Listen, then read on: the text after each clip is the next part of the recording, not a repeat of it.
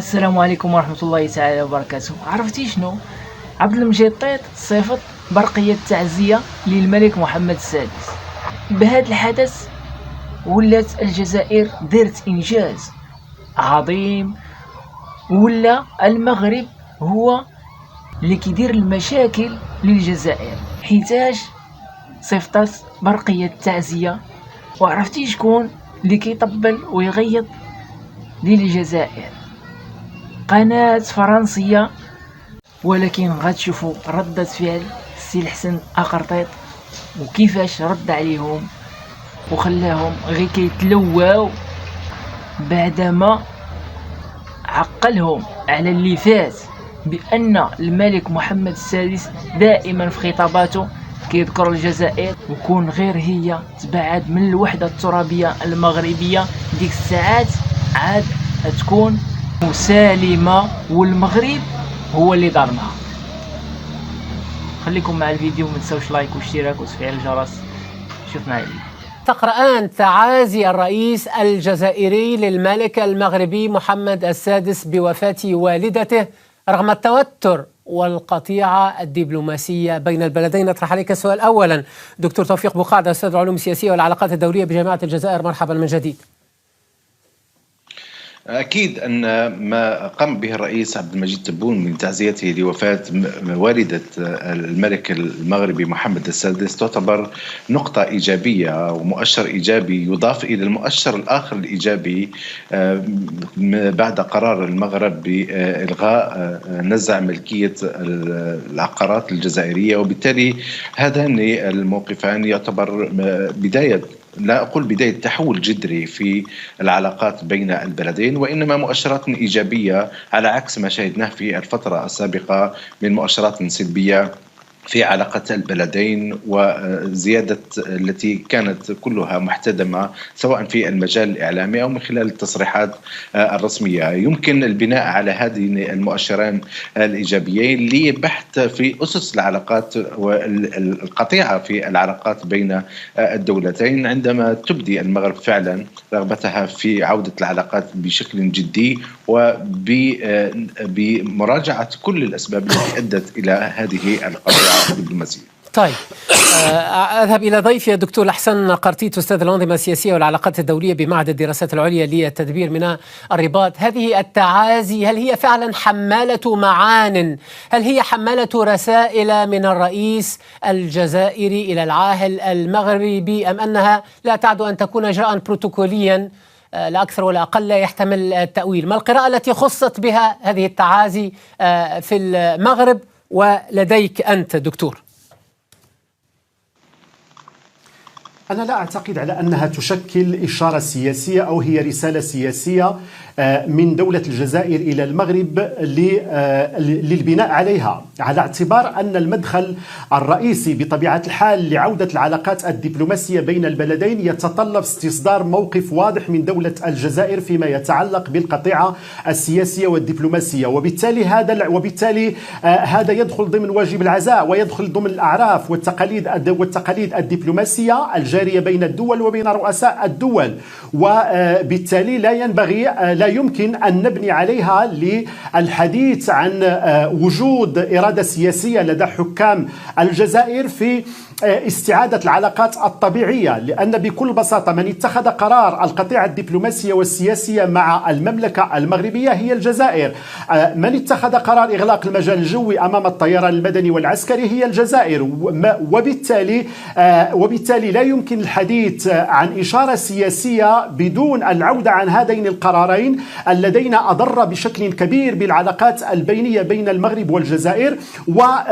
وكذلك ينبغي تنقية الخطاب السياسي للجزائر من عنصر العداء للمملكة المغربية، وهو حقيقة ما لم نلمسه إلى حدود الآن في مواقف صناع القرار في الجزائر، على اعتبار أنه سبق وأن جاء قرار، أو سبق وأن تم تقديم واجب العزاء للشعب المغربي حكومة وشعبا إبان الزلزال الذي ضرب المملكة المغربية.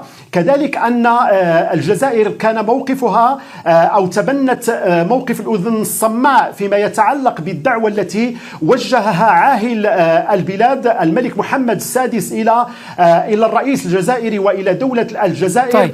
والمتمثل في ضرورة فتح الحدود مع المغرب واستعادة العلاقات الطبيعية بين البلدين، لكن للأسف الشديد تعاملت معه الجزائر بكبرياء.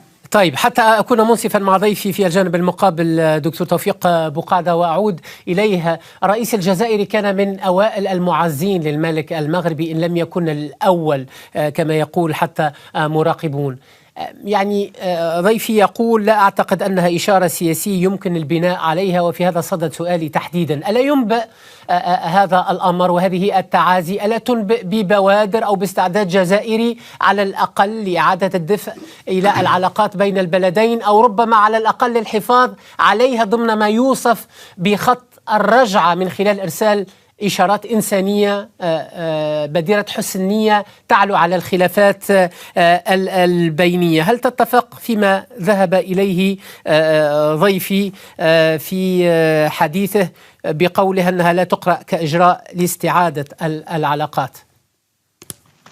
هذا إذا أرادت المغرب ألا ترى في ذلك بأنه يمكن أن يبني عليه من خلال ما أوردته برقية التعزية التي قدمها الرئيس الجزائري عبد المجيد تبون إلى العاهل المغربي وإلى الشعب المغربي. قلت من البداية بأن هذه التعزية فعلا أنها تأخذ في إطار العلاقات الاجتماعية والعلاقات الدبلوماسية التي مفت الطرفان يتبادلانها سواء من الجانب المغربي أو من الجانب الجزائري. بالعودة إلى أساس الخلاف في العلاقات الجزائرية المغربية، الجميع يعلم بأن المغرب هو من بدأ بجملة من الاستفزازات ومن الإجراءات العدائية ضد الجزائر، وأن ما أقدمت عليه الجزائر من قطع العلاقات من جانب واحد هو من أجل عدم الذهاب إلى حرب بين الدولتين، وهذا ما صرح به الرئيس الجزائري وكذلك وزير الخارجية رمضان العمامرة حينها بأنه إجراء وقائي حتى لا يمكن أن تنخرط الجزائر في حرب إقليمية مع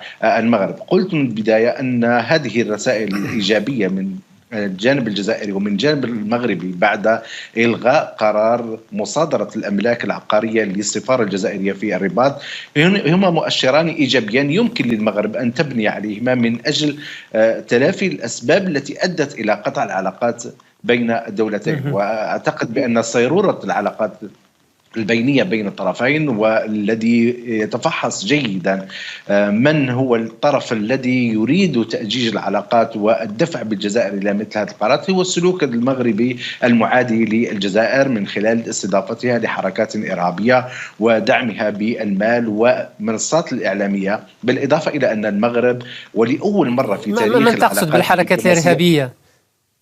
حركة رشاد وحركة الماك التي تصنفهم الجزائر بأنهما حركتين إرهابيتين، وتم اللقاء مع أعلى مستويات سياسية في المغرب بهاتين الجماعتين ولا زالت تقدم لهما الدعم، بالإضافة إلى أن المغرب وفرت منصة إعلامية للجانب الإسرائيلي من أجل تهديد الجزائر من بلاد المغرب، وهذه لم تحدث أو سابقا لم تحدث في أي دولة ومنذ إنشاء الكيان الصهيوني أن يتم توجيه رسائل عدائية على منبر ومنصة من طرف المغربي. وبالتالي هناك العديد من المؤشرات وقد سردها حينها السيد العمامرة بأن هذه الإجراءات هي التي أدت إلى قطعها. عندما ورغم ما حدث إعادة العلاقات المغرب تريد أن تقفز على كل هذه الأحداث وتحاول أن تقدم مؤشرات إيجابية بأنها يدها مفتوحة وغير ذلك. اليد المفتوحة لابد أن تكون بقلب مفتوح كذلك وبإجراءات ملموسة حتى يمكن أن تعود. طيب، حتى أكون منصفا دكتور توفيق بقعدة مع ضيف إلى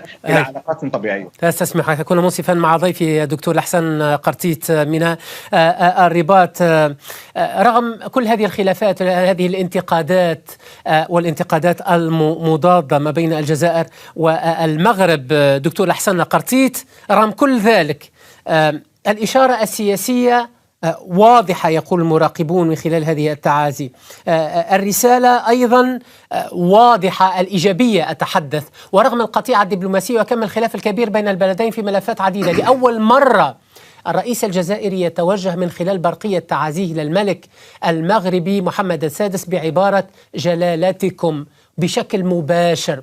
ألا يعتبر هذا الأمر تقدما وردا على إشارات إيجابية من الملك المغربي نفسه في خطاباته تجاه الجزائر؟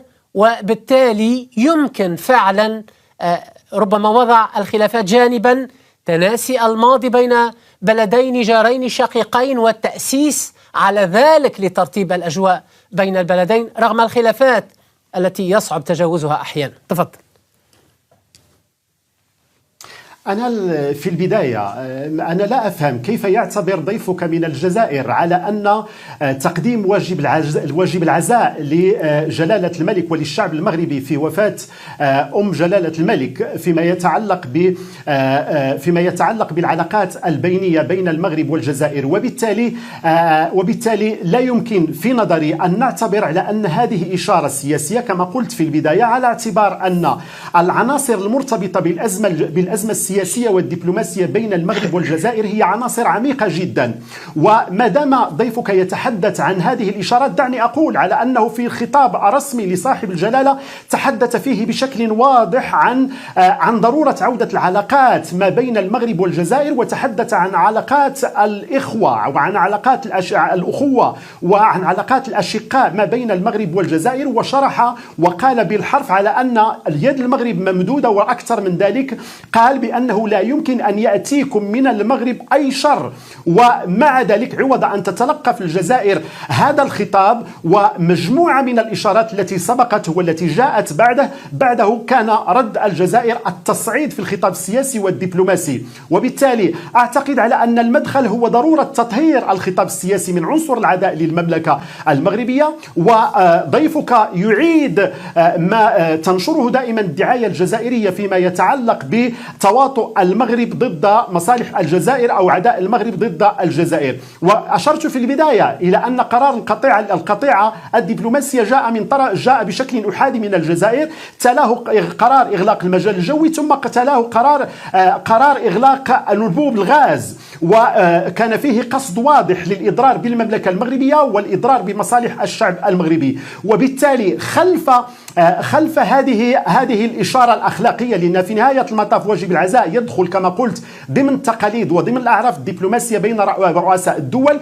وأعتقد على أن إيران قيادة وشعبا تلقوا واجب عزاء من كل دول العالم بطبيعة الحال باستثناء إسرائيل، وهو ما يعيدني إلى الحديث من جديد على هذا التاريخ بين المغرب والجزائر، والذي استثمرت بشكل كبير فيه دولة الجزائر في العداء للمملكة المغربية، على اعتبار أن خلق هذا النزاع المفتعل هو تم بأيد جزائرية، وعلى اعتبار أن الجزائر كذلك استثمرت في خلق أدوات لاستدامة هذا النزاع في المنطقة. وبالتالي القرار الصحيح في نظري الذي ينبغي أن تتخذه الجزائر يتمثل في العودة عن قرار القطيعة الدبلوماسية مع المغرب، وفي عودة السفير الجزائري إلى المملكة المغربية ورفع حظر على الطيران المغربي. وبالتالي يمكن اعتبار آنذاك على أنها إشارات إيجابية يمكن البناء عليها، بمعنى أن المغرب بحاجة إلى إشارة أوضح. إعادة العلاقات ما بين البلدين. وأكثر من ذلك دعني أقول على أن طيب استسمحك حتى أكون منصفا أيضا مع الدكتور توفيق بقعدة. الملك المغربي فعلا كان دعا في أكثر من مناسبة إلى علاقات طبيعية مع الجارة الجزائر، أكد أن المملكة لن تكون مصدر شر للجزائر، بتعازي الرئيس الجزائري التي قرأها مراقبون فعلا على أنها يد ممدودة إلى المغرب. السؤال مطروح: لم يحن وقت التقارب مجددا بين البلدين؟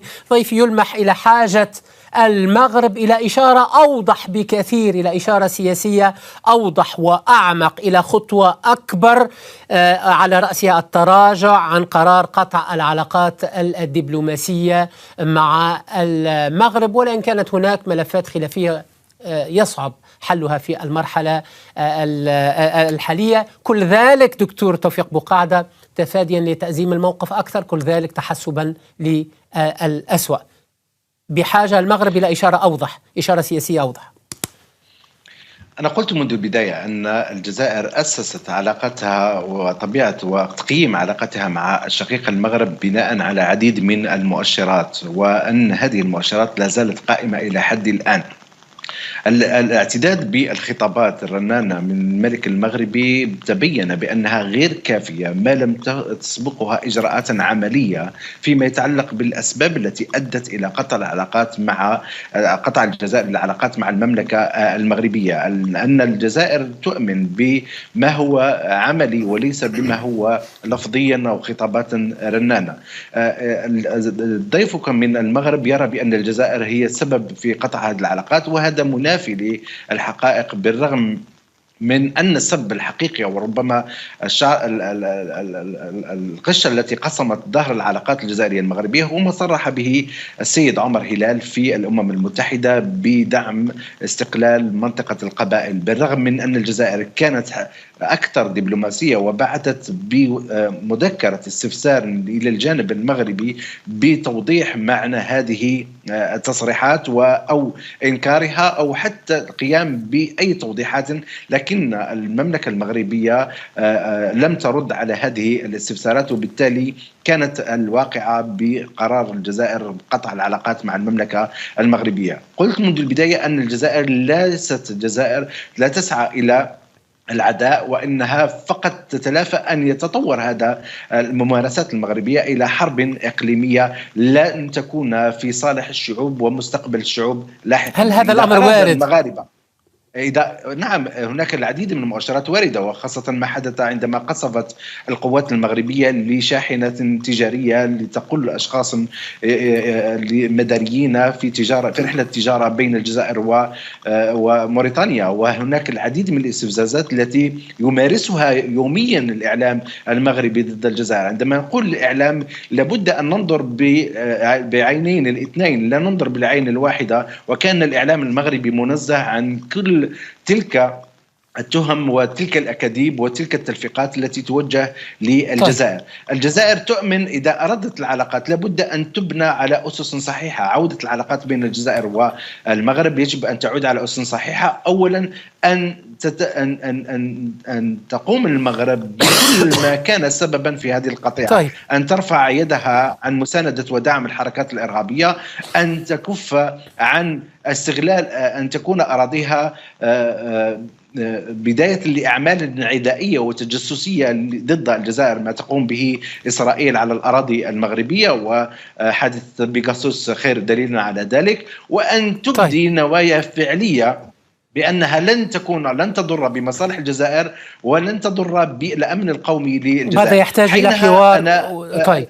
جازما، نعم. طيب. أنا جازما بأن الجزائر سوف تعيد علاقتها مع المغرب، وما جاء في برقية الرئيس الجزائري يجب قراءتها بشكل واضح، أنها تم تسمية المغرب بالمغرب الشقيق، وتم تسمية الرئيس الملك المغربي بجلالة الملك، وبالتالي هذه مؤشرات فعلا أنها مؤشرات. دكتور بقعدة استسمحك لأنني يجب أن أكون منصفا مع ضيفي في الجانب المقابل. أن أرسلت تعزية مع زلزال المغرب وغيرها من ذلك، لكن يجب أن ننظر بشكل واقعي لهذه العلاقة، ويجب تفكيك الأسباب التي أدت إلى هذه القطيعة وليس لتمظهراتها اللاحقة. الالتزام يجب أن يكون من الطرفين. الخطابات غير كافية، حتى الجزائر من جهته تطالب بخطوات عملية ملموسة للمصالحة، وكثيرون يتحدثون عن خطر الانزلاق الأمور. وهنا يعني في ختام هذه الحلقة أطلب منك رد فعل على ما ذهب إليه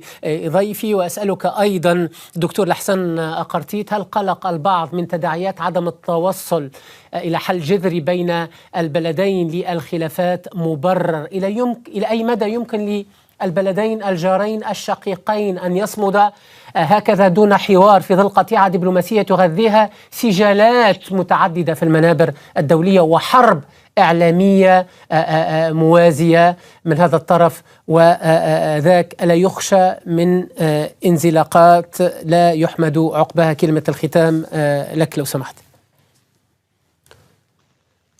أنا أعتقد على أن ضيفك يتحدث عن النزاع وعن الأزمة الدبلوماسية بين المغرب والجزائر وكأنها بدأت في سنة 2021 على عكس المعطيات التاريخية، على عكس ما نعرفه على أن العلاقات ما بين البلدين تضررت بشكل كبير بعد أن اختارت الجزائر أن تكون داعما عسكريا وماليا واقتصاديا لجبهة البوليزاريو. وكما قلت أن النظام الجزائري استثمر بشكل كبير في هذا النزاع واستثمر في خلق ادوات هذا النزاع اللي من اجل استدامه هذه الازمه الدبلوماسيه. وبالتالي في نظري الخيار ليس هناك اكثر من خيارين للنظام الجزائري: اما استعاده العلاقات الطبيعيه على المستوى السياسي وعلى المستوى الدبلوماسي مع المملكه المغربيه، انطلاقا من حفظ المصلحه العليا للمغرب والذي يتمثل في الاقرار بسياده المغرب على صحرائه، وانطلاقا من الالتزام بالمواثيق الدوليه وبتوصيات مجلس الأمن. ضيفك يتحدث وكأنه لا يدرك على أن قلب الشرعية الدولية الآن فيما يتعلق بهذا النزاع المفتعل حول مغربية الصحراء هو ما تمثله قرارات مجلس الأمن وتوصياته، سواء القرار 2703 أو القرار 2602 وكل التوصيات التي كانت قبله، والتي تشير بشكل واضح إلى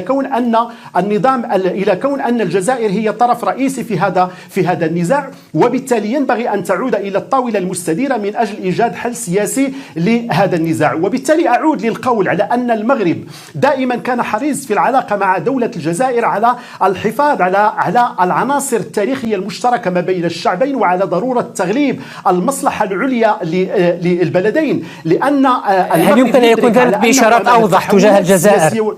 عفوا دكتور الحسن قرتيت، هذا ما يقوله أيضا ضيفي. أعتقد على أن المغرب هو الذي ينتظر الإشارات، لأن الجزائر 50 سنة وهي تستثمر في هذا العداء ضد سيادة المغرب وضد وحدة أراضي المغرب، وبالتالي ليس هناك جريمة أكبر من هذه الجريمة فيما يتعلق بالإضرار بالعلاقات الدبلوماسية بين الدول. نحن نتحدث عن عنصر مقدس في القانون الدولي يتمثل في احترام سيادة ووحدة الدول، وبالتالي ما دامت الجزائر لحدود الآن لا تقر بمغربية الصحراء، وما دامت أنها تقدم الدعم والتدريب العسكري والمالي والدعم الاقتصادي لجبهة البوليزاريو، فهي طرف رئيسي في هذا الصراع. بيت القصيد في أقل من 20 ثانية دكتور توفيق بقعد، المهم أن تجيب على هذا السؤال. المطلوب من الجزائر هو الإقرار بسيادة المغرب على صحرائه، يقول ضيفي. باختصار، وأختم معك لو سمحت باختصار في أقل من 20 ثانية.